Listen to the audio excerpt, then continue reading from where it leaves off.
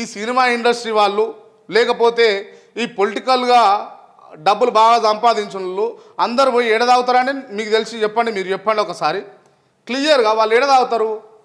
వాళ్ళకు పెద్ద పెద్ద బ్రాండ్లు ఒక్కొక్కటి 25,000, 30,000, 50,000, కుదిరితే 1,00,000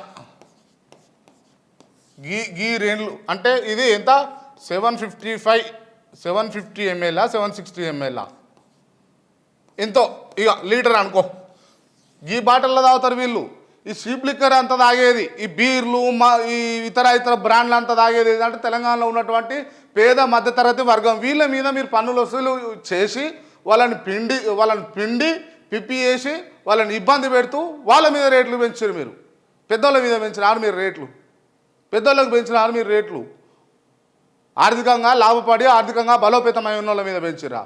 దయచేసి ఈ పిండుడు లేకపోతే బట్టలు ఇప్పుడు లేకపోతే తొండలు జొరిచ్చుడు ఆ అంశాల మీద కాన్సన్ట్రేషన్ చేయకుండా దయచేసి నేను చెప్పేది ఏంటంటే ప్రజాపాలన మీద దృష్టి పెడితే బాగుంటుంది అని చెప్పేసి విన్నపిస్తా ఉన్నా.